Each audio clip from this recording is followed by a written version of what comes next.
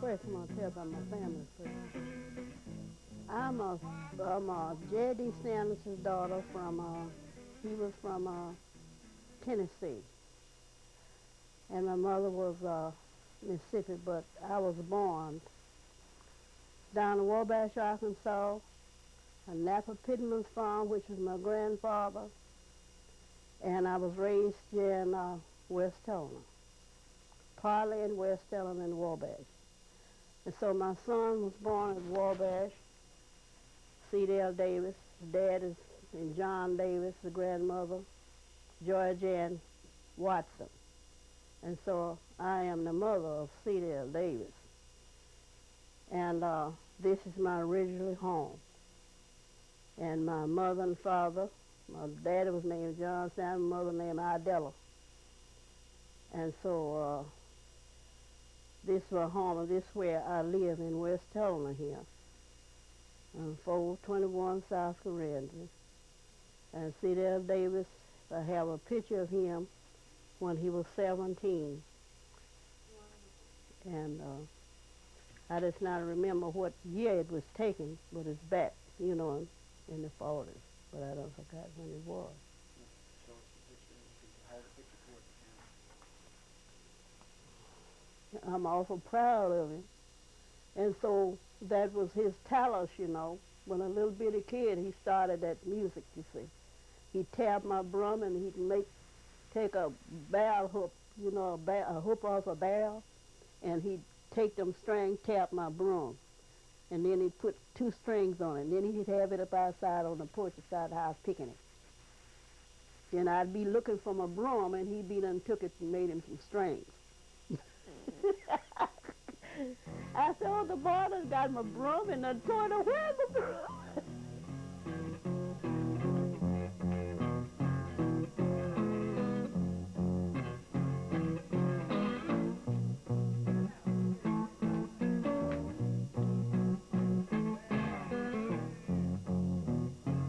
I am cedell Davis. I live in Pine Bluff, Arkansas. I'm a blues musician, a Delta blues musician. I was born in Helena, Arkansas, 1927, June the 9th. That's where I grew up at. But my mother still lives there, West Helena.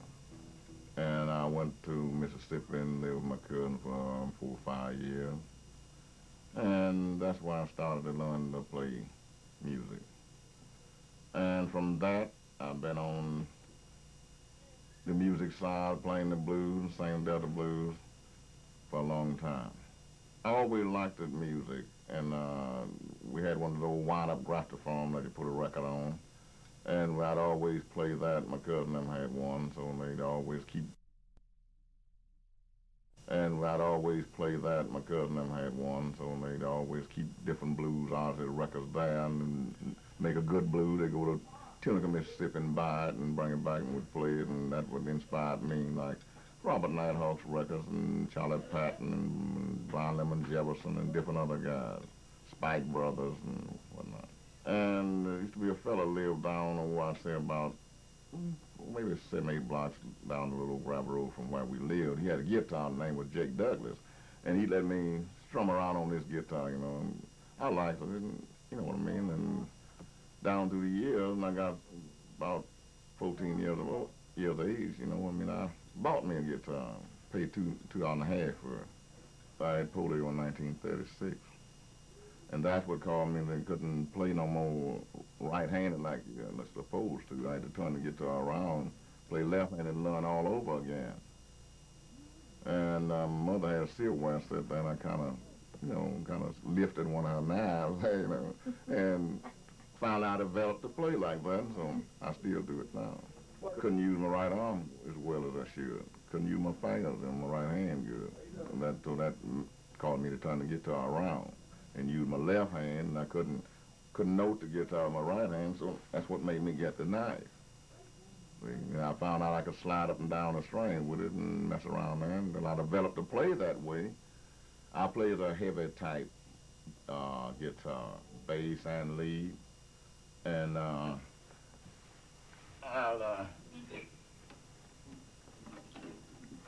gonna give you a little what I'm talking about. I call it like this. Sometimes I bring it straight across. Sometimes I carry it angular. Why I do it like that so I can get particular strings that I need for my. Then I get them all if I want to. I can get just some of them. I can get just half of them. See, I test either one I want to. Same as you way with your finger. But only you can do more with your fingers than you can with a bar knife, if you understand it. So, and this is my way, left-handed. 2 fingers, or one.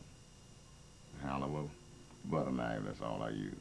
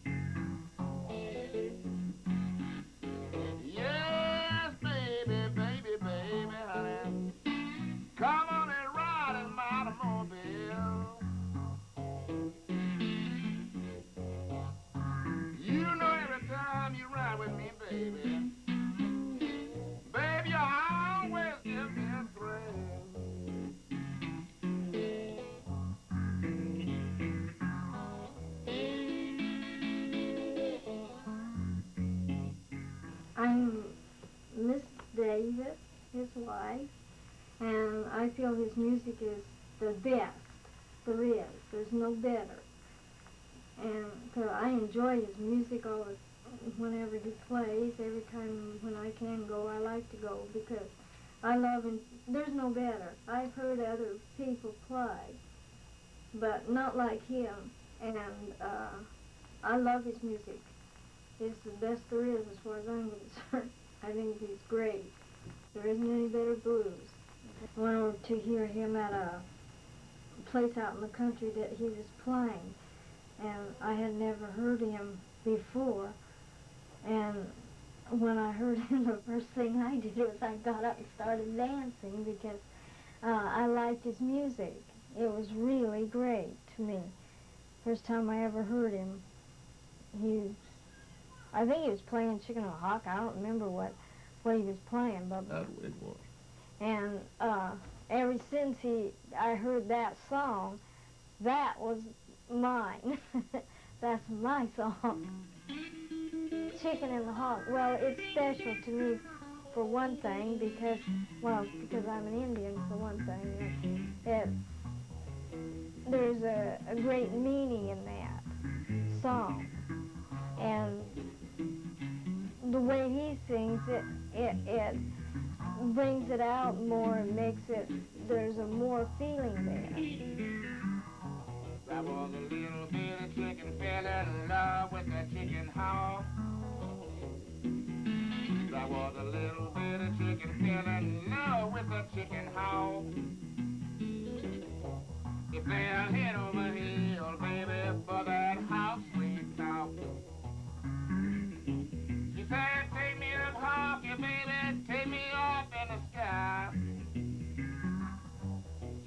take me up hawky, baby, take me up in the sky. I'm just a little bit of chicken, baby, and I don't know how to fly.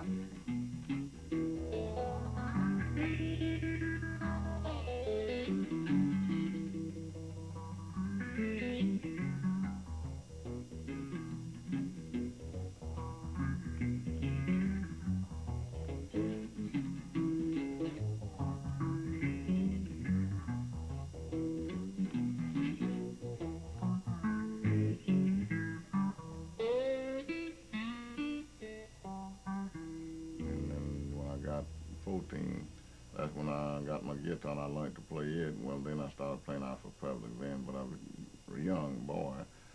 And the older guys that I played with, they had to get permission for me to come in the place. Well, after they found out I was a pretty good musician, well, they let me in, but I couldn't mix with the, the grown-ups. I had to stay in one spot.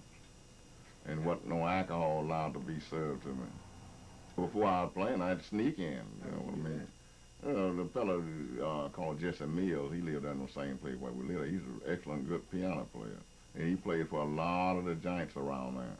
And by him, a friend of my family, well, he would, I'd sneak in there. He'd let me come on there and stand around the piano and listen at him play. And my cousin, they'd come in there, you know what I mean? She had two boys, they was grown. They'd get out when they got ready, or they was married. Okay, well, they'd want to run me away, make me go home. But he, tell them to all let him stand around here. He may come to be a musician someday. And he'd let me stand around maybe 25 or 30 minutes, something like that. And then he'd tell me I'd have to cut out, make sure you go home. Now, I'm going home, But if I went to a store and there was somebody playing an instrument on the way, I had to stop and listen. I had to stop and listen. Then they'd ask me, say, well, why it taking you so long to come back with what we sent you after? I said, oh, well, the store was crowded. I wouldn't tell them that I'd stop listening to music. And my mother, she didn't want me to play around the house. They'd make too much noise. Well, I'd always get outside and play my guitar, on the wood pile. Either get out in the old back house I had back then. Sometimes come out and run me out of there. Finally, I learned. And I went back to Mississippi on my own. Let's see. Okay. Come back round here, man, and Robert Nighthawk, man, when that lady here, Robert Nighthawk was around there, and I bought me a new amplifier, a new guitar, and went there, and I said, well, I don't think I'm good enough to be on the air. I'll play with these guys like this. So I went and talked to them about it. I said, what can you play? I said, well, I play just about anything you play. And he said, well, we ain't gonna let you play on the air with us now. So I tell you what, do you wait, and then when we get off the air, you go around to my house, and then we'll see what can you do. Everything he named, I could play it. So he told me, said, well, okay, you got a job.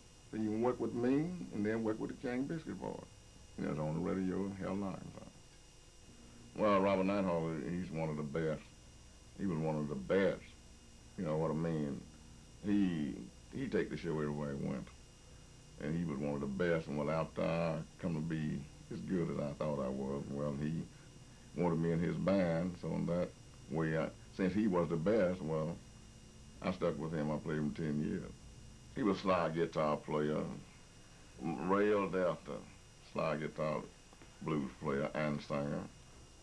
Well, after I started playing with Robert Nighthawk, well, finally, we parted, from playing together, and I played in Mississippi and here in Arkansas, and I finally left with St. Louis, Missouri.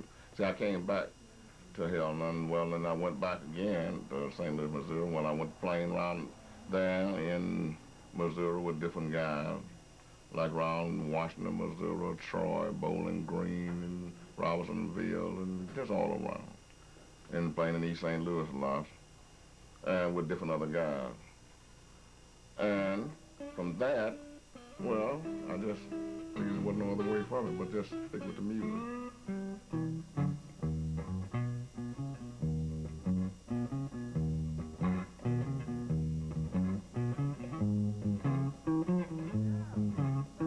All these buildings that you see here on the left and right-hand side, they were not here when I was a kid growing up here around Helena and West Helena. There wasn't none of this here. All this is new. When I was a kid, I used to pick cotton all across here, out there for head cap and pull corn and pick peas and work out there for him. Another guy called Kelso.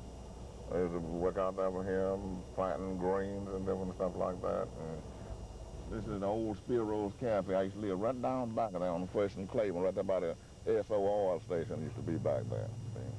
All along here, that's why I used to walk along when I was a kid, and since I've been grown, you know, I mean, in my teenage days, and since I've been in my 20s, I straight up and down these streets here. This was once called, the colored people's name, it White Town.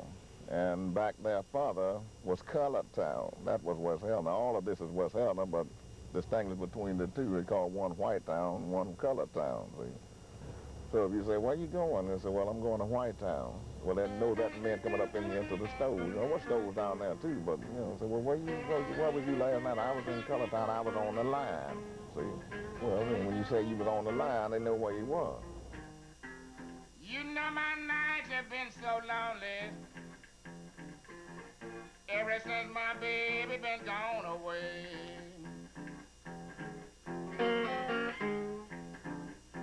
You know my nights have been so lonely. Ever since my baby been gone away. You know I've been sitting here so long, baby. I thought you just might come back home someday. Wide open. Gambling joints wide open, Sundays and all other days, and policy rackets, and you know, called them rackets, you know. All that was wide open. Everything, whatever you had the money for, it was there in Helena and West Helena. You could go any place and mostly buy some whiskey or whatnot, and plenty of rooming houses, and plenty of sawmills was there at that particular time. Many joints was open. Honky-tonks, as we call them back then. Many of them was open.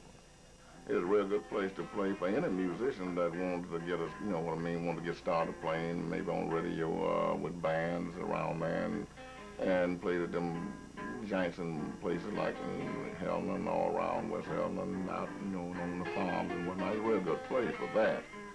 But it just never was a good place for me to live. I never did gain anything by fooling around there. See, the things that I wanted, it wasn't there. I wanted to become a good star, and I knew I couldn't be one for Steve there. Nobody there to make you a star. Nothing there. You know my nights is so lonely. I think about you every day, every day.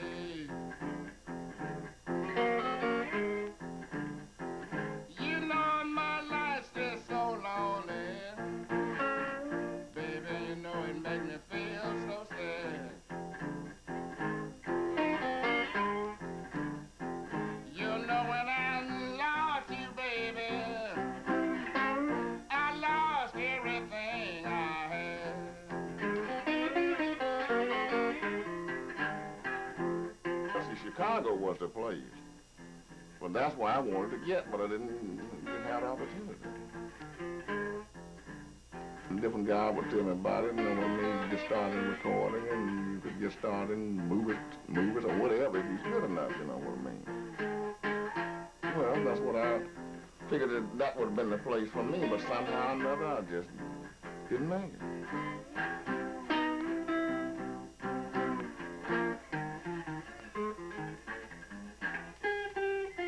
We're driving along now.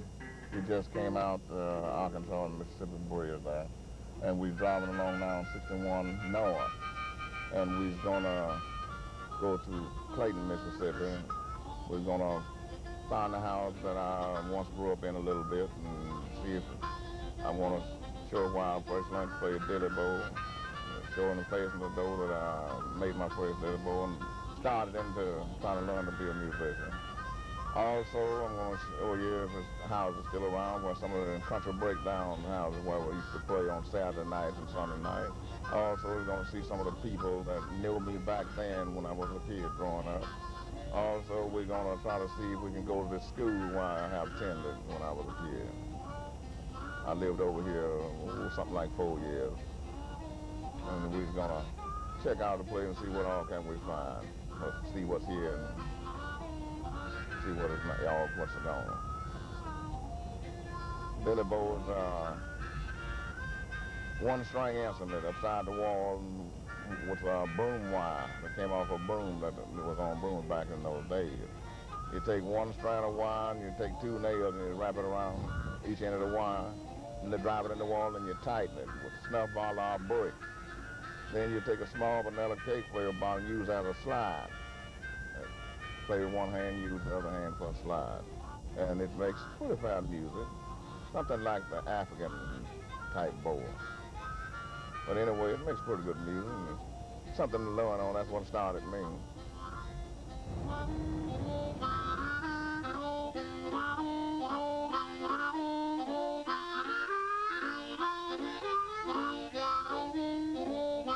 We just passed Clayton's Bradshaw service station, and we was on the little road blacktop that's going around to where the Hood's plantation where I used to live.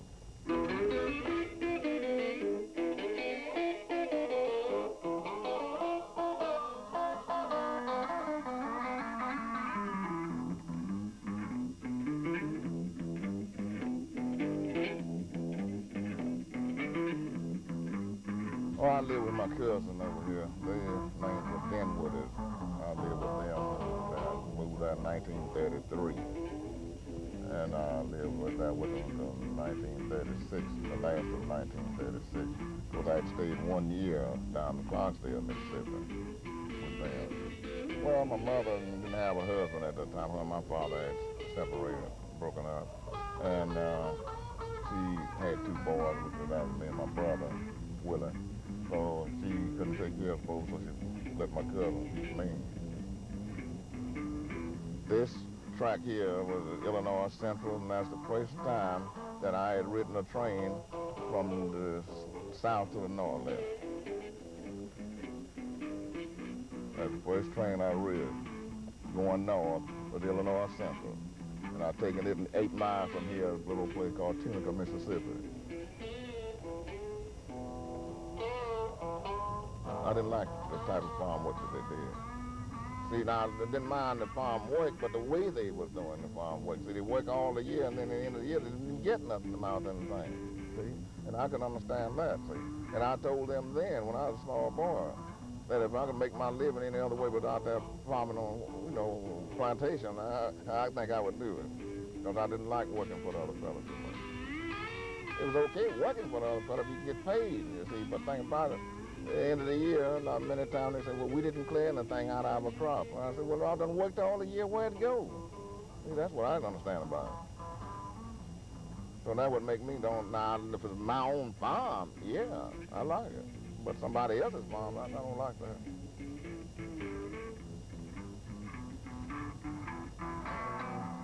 1942.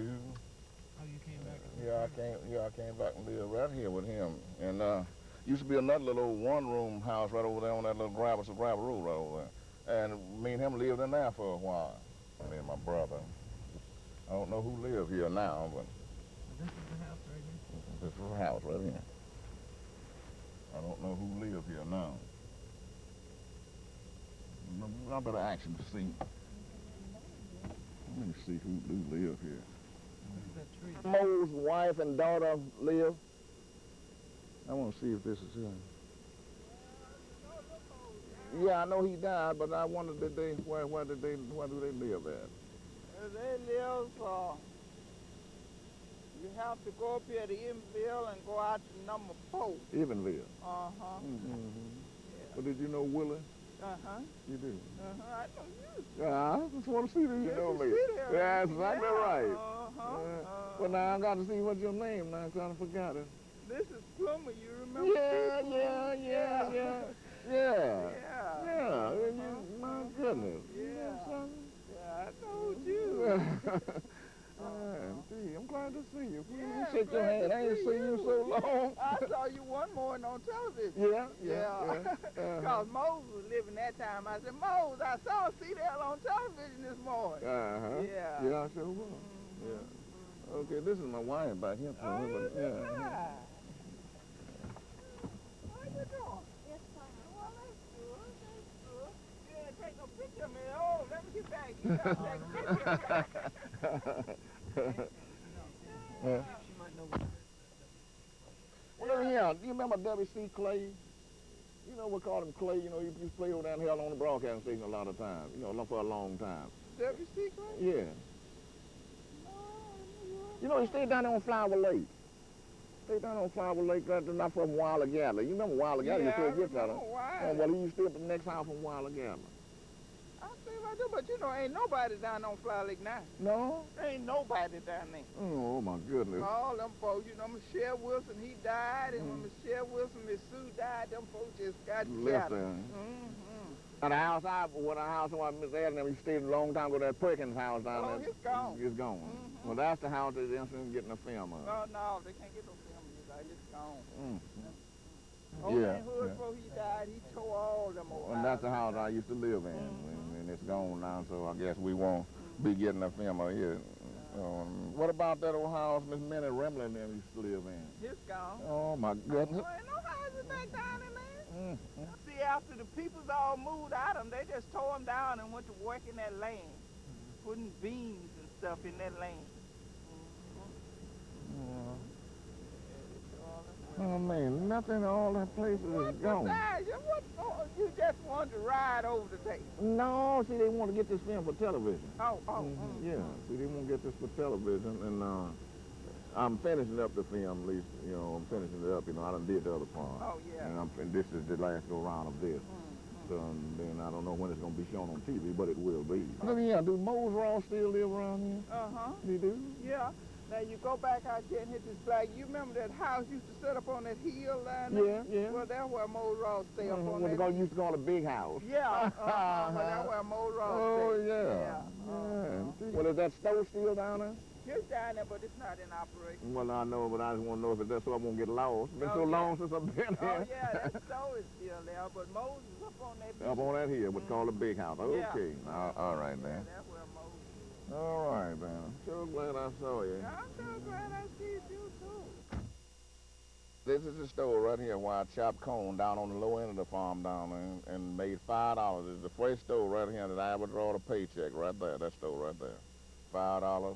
And I went out to Clayton's and bought me a cap, suspenders, and a pair of pants and everything. That got a whooping when I got back home. I stayed so late. But anyway, that was the store right there. Well, this is it. This is the blacksmith shop where they used to ring the bell before you get up in the morning at 4 o'clock. Ring it for 12, and ring it in the evening at 4 or 5 o'clock where you come in and bring the mule. See? Time to quit. And they hear that bell, they go to taking out the mule and bring them in. They had the bell all over the farm. See, this is not the only bell they had. Now, see, they had a bell on this end and the bell on the other end. See? That's the way it was. And, well, these abbots, you know what I mean, these abbots, and why I say abbots, because they saw to you having food and clear just a little money, you know, enough to keep you there. Well, you couldn't get rich here, I can tell you that now. No. No, you couldn't get rich here. But, you know, a lot of people loved it here. A lot of people just liked it here. Didn't think there's no other place like here.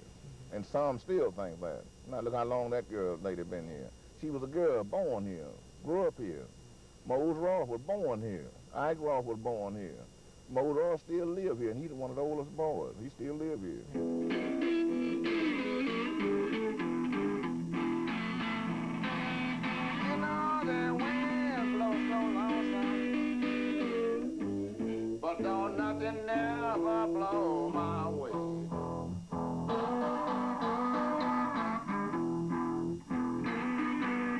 You know the wind blows so lonesome, but don't nothing never blow my way.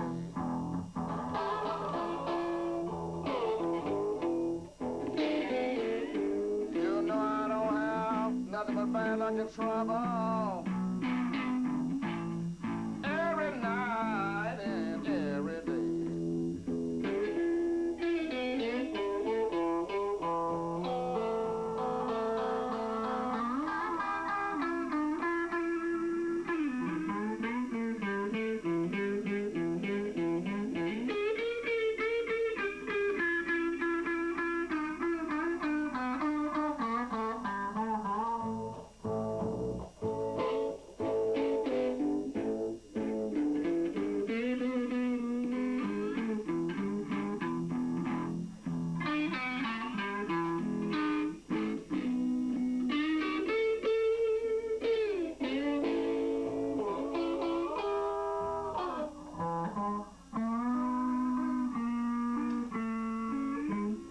get a shot of mold then. I want to talk to you a minute. How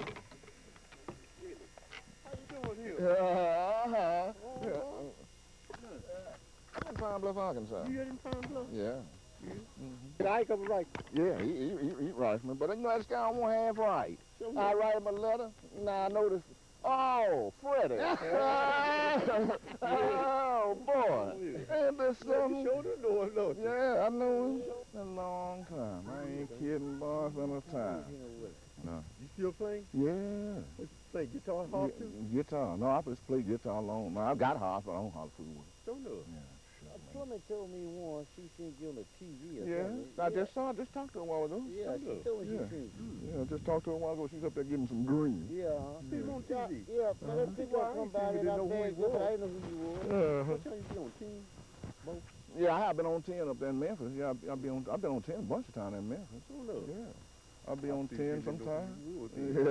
Yeah, I'll be on 10 sometime, and I'll be on 7 sometime, 11.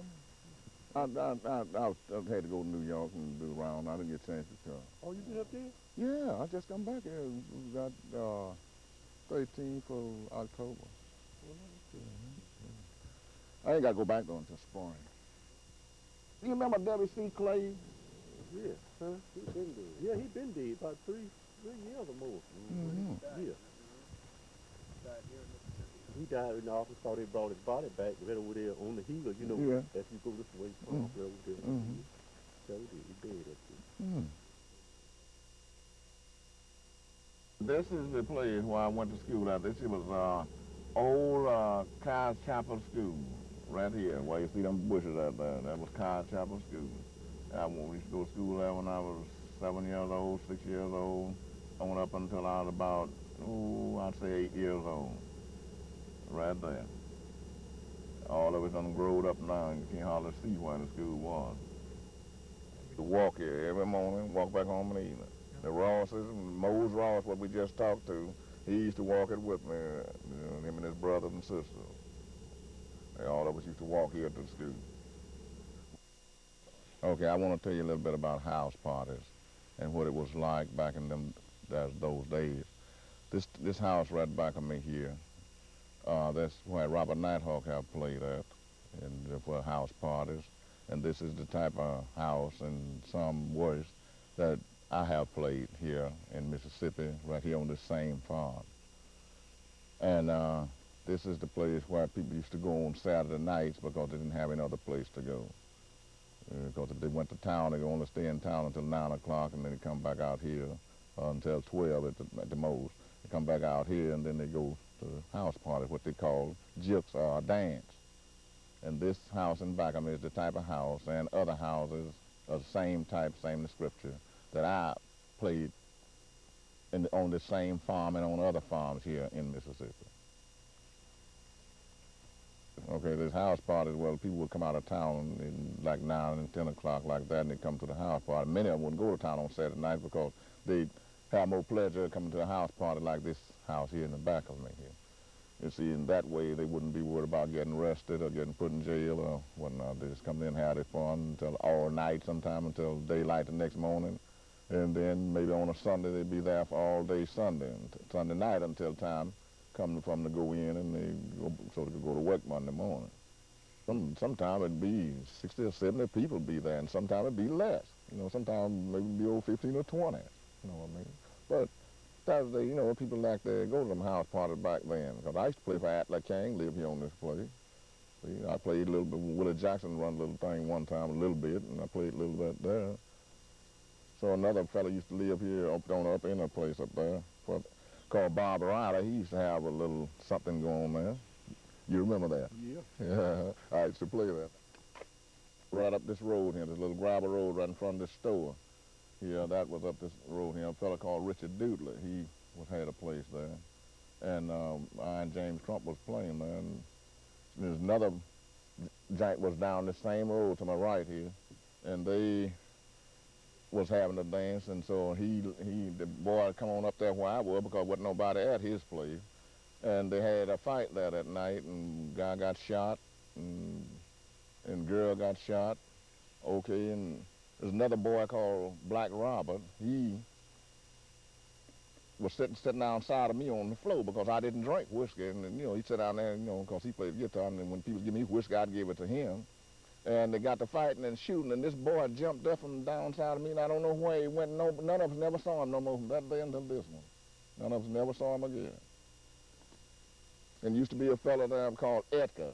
He had a big pistol in his pocket. He went and closed the door and said if anybody come in, he was going to shoot. And that had me hemmed up. And then I'd walk on crutches and they had me hemmed up. And I couldn't get nowhere. So I just stayed inside the house, keep getting shot. Because when I dozed, I knew I was going to get shot. So I stayed in the house. Well, see, the way it is, we used to be here in Mississippi was all the way bootlegging.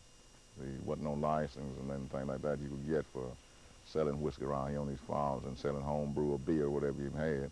You had, you know what I mean, they mostly made their whiskey bootleg and made their home brew, what they call homemade beer, and they'd sell that, and, you know, to make their money.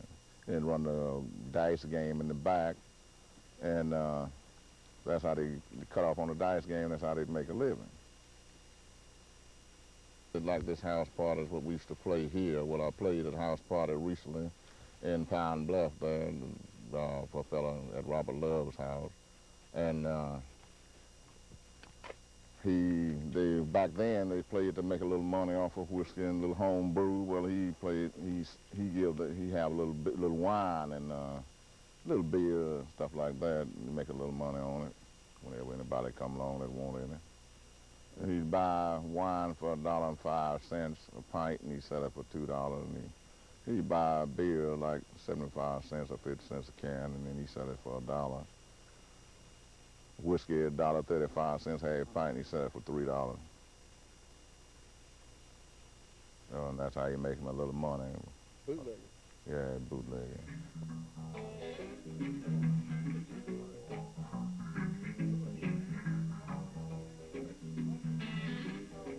You know, last night I could hear you calling me in my dream. You know, all last night I could hear you calling me in my dream. You know you're the best little woman, honey, baby, I ever seen.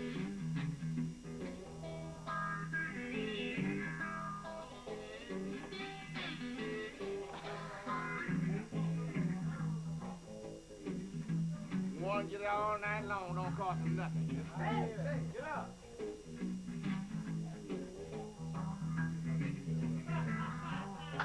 You know I was late last night, baby, I hear you calling my name. You know I was late last night, I can hear you calling my name. Ever since you've been gone, baby, my life don't seem the same. All right, then.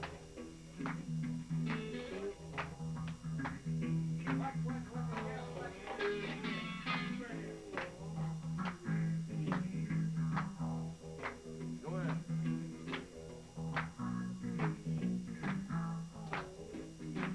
Let me see, can you do it right now? The part in Pine Bluff, they was doing late things. These late years, it wasn't doing the old-time things. Because they used to do a lot of two-step back when I was playing here. They don't do a lot of two-step, jitterbug and stuff like that. But they don't do that nowadays, not in house parties like in Arkansas.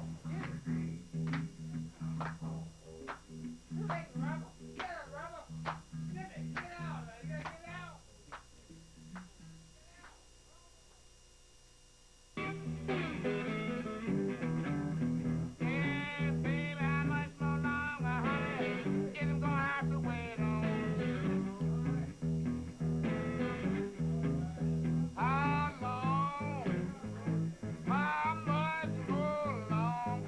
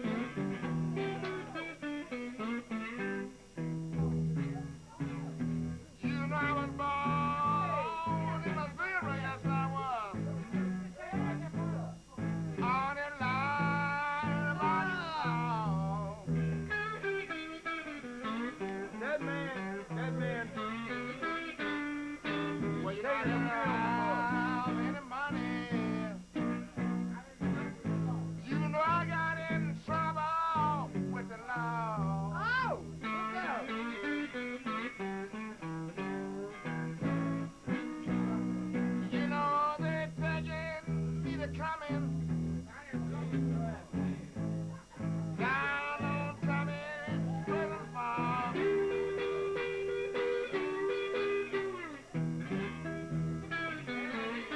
You know they're taking me to coming, yes they did. Yeah. Baby down on coming prison farm.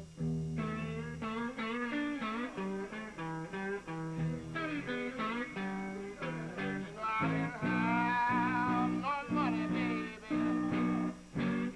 Baby, but you know I really didn't mean no harm.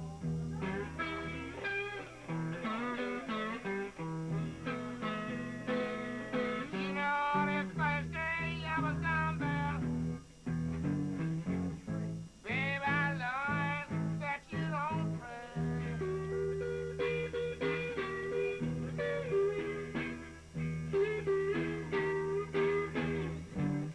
First day I was down there, baby, I learned that you don't pray.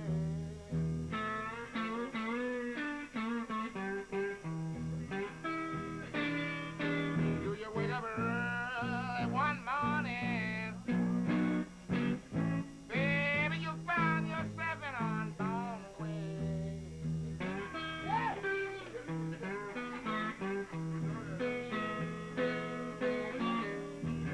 One of them fellas that was sitting there inside of me in the chair, his name was Son. Well, he been knowing me for a long time.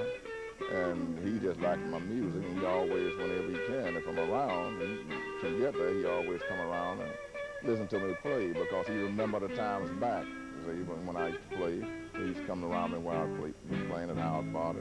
And so wherever I be now, he'll always show up, because he likes that type of music. And many others are there, like Jimmy, he likes that type of music. Robert Love, Maxine, and Beaver, many others there. Burman, all of them like that type of music. That's why they be around there when I'm going to play. If they can get there, they do. You know I'm talking about coming. Baby, I'm talking about coming prison farm.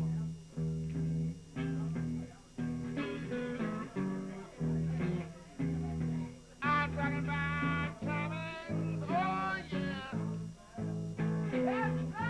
I'm talking about coming prison farm.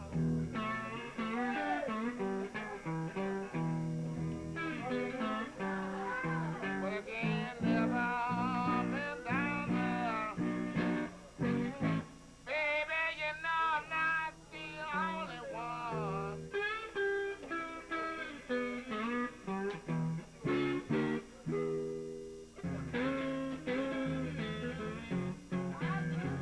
You know my grandmother got mad 'cause my grandfather didn't bring no coffee home. You know my grandmother got mad 'cause my grandfather didn't bring no coffee home. Well, he didn't bring her what she needed. You know the old lady knowed he was doing something wrong. She said, "Now, grandpa, what made you love my grandmother so?" She said, "Grandpa, dear, why you love my grandmother so?" You know she got the same sweet sugar she had 40 years ago. You know my grandfather got drunk and kept on walking up and down the street. You know my grandfather got kind of drunk. He was walking all up and down the street. You know what?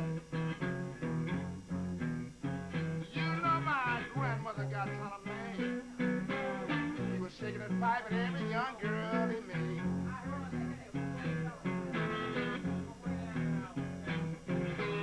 they don't go out to places, you know, like clubs and stuff like that, but they like to get to a private place and see where they can just, you know, kind of let the hair down, so to speak.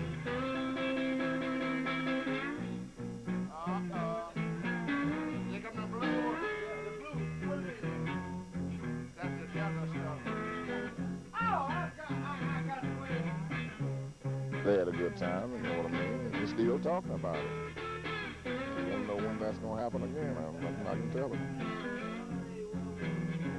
You know, grandma, what makes you love my grandpa so? Grandma, what makes you love my grandfather so? You know why? You know the old man got the same pipe.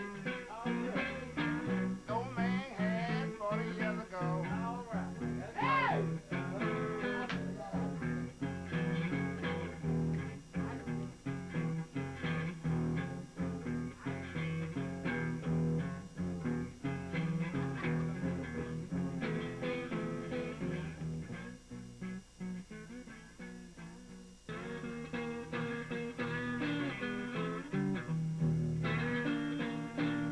You know I got a sweet black angel. I love the way she spreads her wings.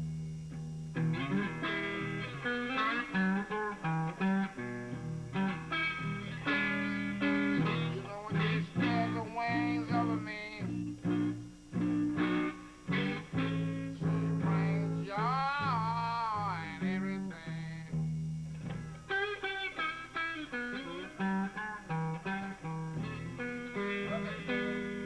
You know I love my black angel. I can't hardly stand to see a woman walk down the street.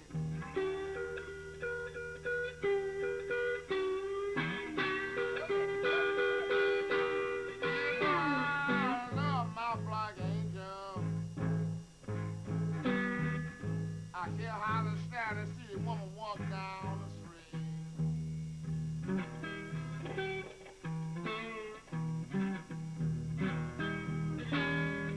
You know, my baby gets so she upset. The woman I've said every man she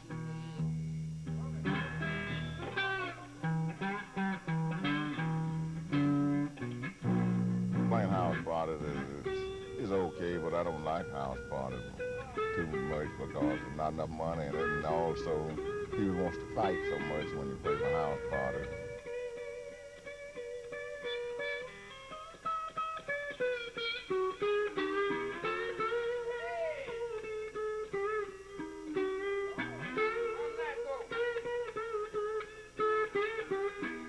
And you gotta watch your stuff. You like your instrument, your guitar, don't forget the piece hung up in and tap your chords and all like that. They want to play your guitar and whatever your instrument you have, they want to play it and show off, you know, what they want, what they can do. Blues musicians don't play house parties no more now because there's not nothing in it. Yeah, it's died out now. People's left the farms and they moved to the cities, and the music went to the cities, such as Chicago, New York, California, and different places like that. Philadelphia, Pennsylvania, New Jersey. Well, there's not much, nothing going on now on the farm. Most of the houses are gone, the people are gone. The houses that I used to play in around here, they're all gone. The house that I used to live in right down this road was facing me here. To my right, that house is gone. When I first started playing, made Diddy-Bo beside the wall. That house is gone now. Nobody lives there no more. Back those days, now playing with Robert Nighthawk, to give you a good illustration of what it was like. You go to a place and play, and they didn't have much money as they do now, but they fix your supper for you, your dinner, they fix your place to sleep and eat and stuff like that, and, you know, give you a nice time while you were there. And you come back home, your rent, you pay your rent because it wasn't amount to much, and you could eat off of that little money. And things was good back then. you know what I mean? People enjoyed it. Things was good back then, but it's still better now. Things was good. A lot of times you had to be careful about the places you worked, but still, they mostly always treat a musician nice. It never bother him, you know, the musician. But now, a lot of times if they get too rough, you'd have to get your stuff and get out. See? A lot of times police would come in and raid the places, and they never put the musician in jail. They just tell them take the stuff down, go back where they came from. You see, we just take down and leave. But other than that, we didn't have no trouble. Yeah, parties and joints and stuff like that, because they'd had a bootleg whiskey, and then they hadn't went up and talked to the police or the law or whatever you might call them about doing these things. A lot of people just go out and do it on their own, you know, consent. But you had to get consent from police or whoever you was, you know, living on this farm or whatnot. A lot of them didn't do that, and they get raided. Then you just have to take your stuff down and leave. But other than that, it was a lot of fun. Didn't make no lot of money, didn't make no big living, but it was a lot of fun. But nowadays, it's not for the fun, it's for the money and for the living. I'm a Delta blues musician. I play the blues the way it is. See, my type of blues that I play is, it tells a story about what we are doing right now, finding out about these places to play, like this house right there in front of me, and other places here, private homes that I played, and the things that people went through back in those days. Well, the songs of the blues is made concerning people that what they went through with back those days. It told the story of how they lived, what they, you know, what they could expect to live by, everything. It tells it all. Well, I had a rough childhood. I had a rough way to go when I was growing up. I didn't have, you know what I mean, I had it hard. And I decided when I was a kid that my destination, I know where I wanted to go, and I'm still trying. I know which way I wanted to go, because there's one thing about it. Everybody had to make their place in this world, and I had to make mine. Whether I could walk or not, I had to make my place in this world and find my own way, and I found it. So this is my way of doing things for myself. So learning to be a musician, it come to be a job, and also it's a living. My hopes for being a top-notch blues player seems to be going good. I've been New York, played New York, Boston, Massachusetts, played in Rhode Island, Providence, Rhode Island, Newport, Rhode Island. When I go back in the spring, I'll be going on tour again. I'll play some of them same places, but I will be playing more places when I goes back this time in the spring.